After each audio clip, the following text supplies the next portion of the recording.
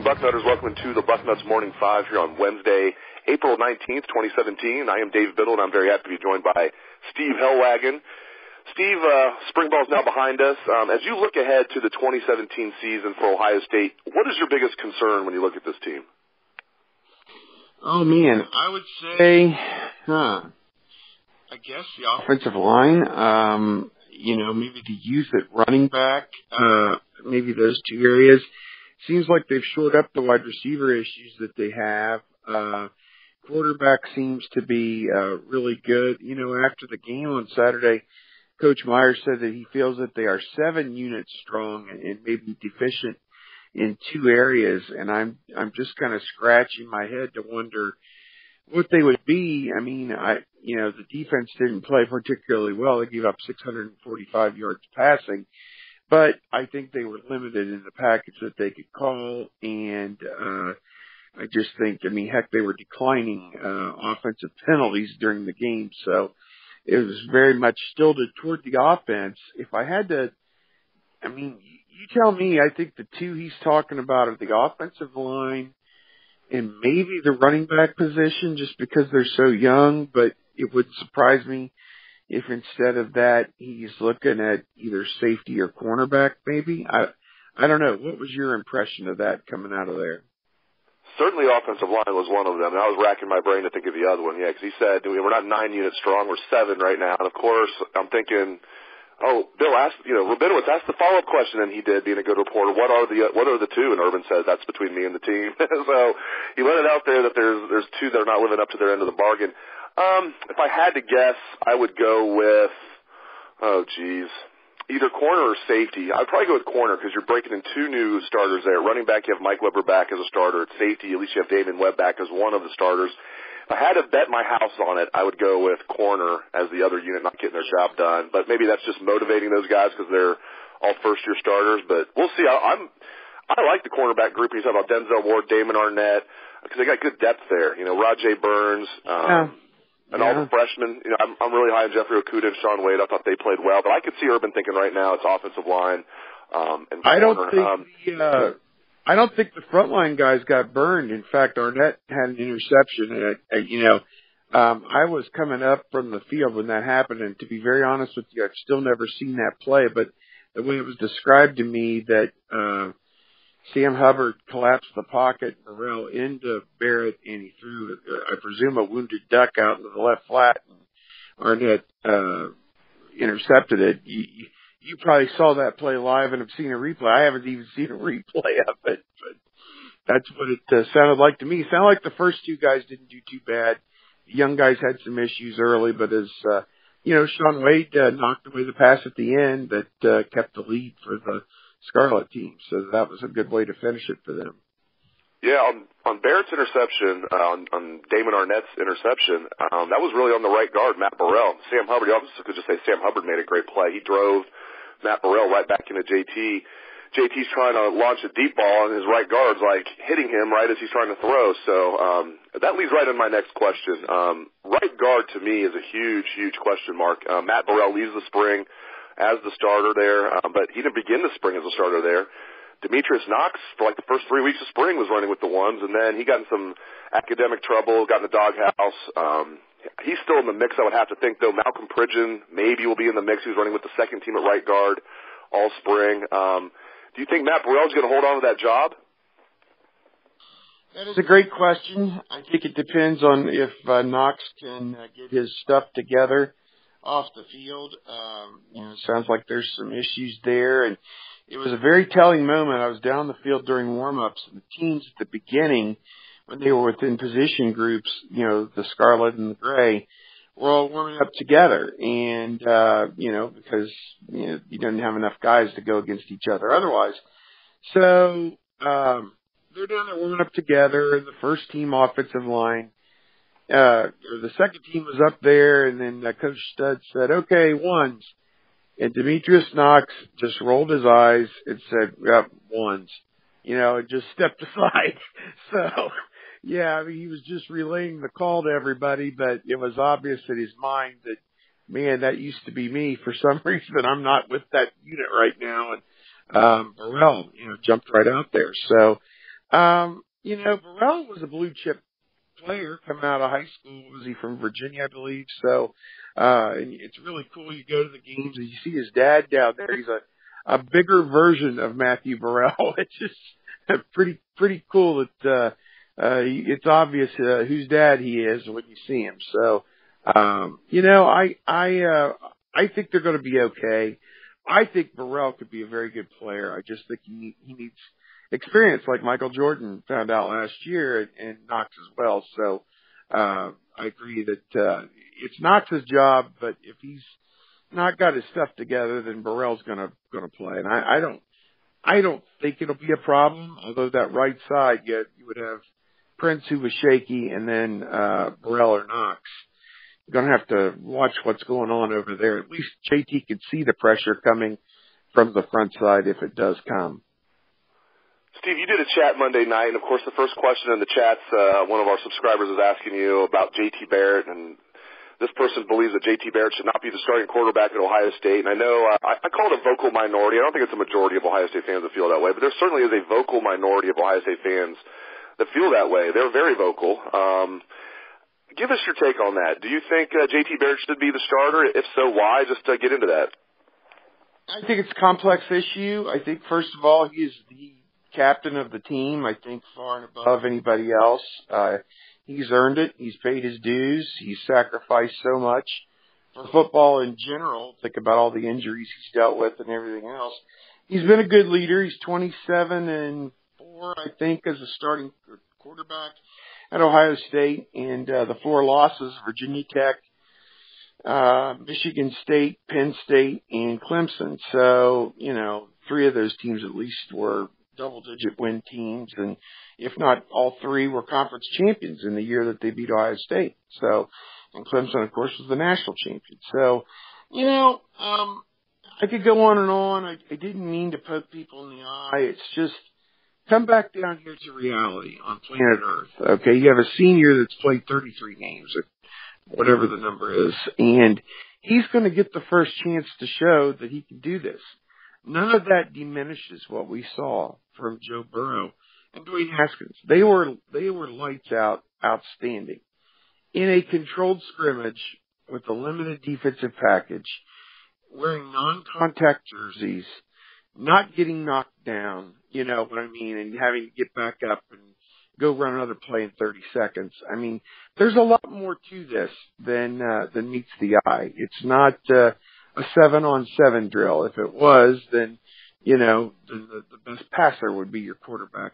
And generally he is. But I think that JT is an adequate enough passer, a good enough runner, a great leader, good clinician with the offense, that I think that it is his show until such time that it's not his show. And the thing I said in the chat was, okay, if they get to a situation where they can't even win the Big Ten, say they have 2 losses in the division or whatever, then I would almost mandate that, Burrow or Haskins, whoever, gets a series or 2 in the first half in every game after that or whatever it would be, just because they're going to need that experience. So whatever, I don't foresee that happening. I think first and foremost, this team is so strong across the board, it would be hard to imagine them not being in contention going into the Michigan game for something. So I say let it play out. If they don't win the national championship this season, I don't think it's going to be because of something JT did or didn't do. What I've seen is I like the coaching by Wilson and Day. Seems like they're taking things in a new direction, and I think he can flourish in this new direction. So that's my long and short of it, Dave. Didn't mean to, people accuse me of bringing up the argument again and being mad because there's an argument. Well, okay, if that's what I'm being charged with, I'm guilty. Whatever. So. People also like talking about the backup quarterback job. I think it's Joe Burrow. Yeah. I like Dwayne Haskins a lot, though. I mean, who's the backup quarterback in your mind? I think it's Joe Burrow by, a half a length right now. If this was a horse race, I think that Haskins is definitely coming on the outside. I mean, you watch, there's a Twitter guy, TOSU Recruiting, one word, who put up a highlight video of Haskins' throws. And you go back and watch it. He's hitting guys in stride. He's stepping up in the pocket. He's got command. He's hitting underneath people. He's hitting intermediate, and he's throwing the bomb. So it looks to me like there's not a whole heck of a lot Dwayne Haskins can't do with the football in his hands. And Chris Spielman came out. I know he was raving about him, maybe on their radio show. So I guess I want to see more. As I said, it was a controlled scrimmage situation. Not a lot of blitzes and stunts and exotics and coverages and different things. Just they kept it pretty vanilla, and he picked them apart. 293 yards, 3 touchdowns. He was amazing. So, growth, just continue to grow. I talked to him for about 5 minutes after the game. I posted the story yesterday. Oh man, just enjoyed talking to him so much. He is a bright kid. He's got a bright future. He could be the next great Ohio State NFL quarterback. And there hasn't been one back to Tom Zach or, Bobby Hoying had a cup of coffee, I guess, for a year or two, but, I don't know. He could, I came away from the whole day thinking this could be the guy that breaks the string if Cardale doesn't break it this year. But, very impressed with both of them, but I think it's Burrow by a half length right now. Yeah, if Haskins becomes the next great Ohio State quarterback in the NFL, he'll be the first. Because right now Mike Tomczak is the leader. Yeah, Tomczak's our guy, but he was a career backup. I mean, he had some starts and played pretty well, and I'm a huge Mike Tomczak guy, but that's the best your school's ever produced. You haven't produced many good quarterbacks. So that I agree with you. I don't know how it's going to shake out, but if you look at just NFL talent, I think it's Haskins, clearly, but we'll see what happens. I like Burrow's game a lot. It's a good problem to have, that's for sure. We're not even talking about Tate Martell, one of the top quarterback recruits in the entire country. He's going to redshirt, it looks like. Hey, I think they should put him in. Now, I think they're going to redshirt him, but I would say if the ball gets inside the 15-yard line next year, put that cat in the game and just wow. Was that cool, his little run there, the little tater-tot run for the touchdown? That was pretty cool, I have to say, to watch that kid get out there. He's got some Manziel in him, that's for sure. Hopefully the good aspects, not the bad. That's right. We want the good Johnny football. We'll take that part of Tate Martell's game. Yeah, that little 5-yard run he had, his first snap in the spring game. He's making guys miss there, and I don't want to say it looked like Braxton Miller, don't get me wrong, but again, it was it reminded me a little bit of Braxton, how he would make guys just miss in a phone booth. Braxton had the best 1-yard run in football history, in my opinion, at Penn State, Urban Meyer's first year in 2012, where he made like 5 guys miss in the backfield and then dove over the goal line. It was like, that was a 1-yard touchdown run? It's like, yeah, because of the shotgun is, okay, that's the best 1-yard run in football history right there. Steve, before I let you go, our good buddy and colleague, Gary Housteau, he's dealing with cancer right now, but what a tough guy. This doesn't surprise me because we've known Gary's a tough guy. He still covered the spring game this past Saturday. Give everybody an update on Gary and just what do you want to say about our good buddy? Just really quick, it was great to see Gary at the spring game. This all came about late March. He was getting ready to come down for the state basketball tournament and wasn't feeling good, so he went to get checked out, and they said go to the hospital immediately. And he was diagnosed with a form of cancer. He has posted a lot about this on his own Facebook page, Gary Housteau. So I'm not sharing information that's, private. I think he wants it out there because people have asked him about it. But our thoughts and prayers are with Gary. He has got a long fight ahead of him, and we are very hopeful and just so proud of him and his, as you say, bravery, his courage, the way he is facing this thing head on. And just 2 or 3 weeks after that diagnosis, he was adamant that he came down to the spring game and came down and enjoyed himself. And we posted so many pictures that he took, and Chris Worley did a story on him, and they go back. Gary is, as we like to joke, was always embedded as our Glenville reporter, and Worley was one of his guys at Glenville. So, I get kind of choked up thinking about everything Gary's done for me personally and for Bucknuts over the years, and I've known him for 20 years, and we are praying hard. Send all of your thoughts and prayers to Gary, because the next few months, year, whatever it will be, it could be a long time, are going to be tough for him. But if anybody can beat it, I think he can beat it. Very well said. G Money, we're thinking about you, man.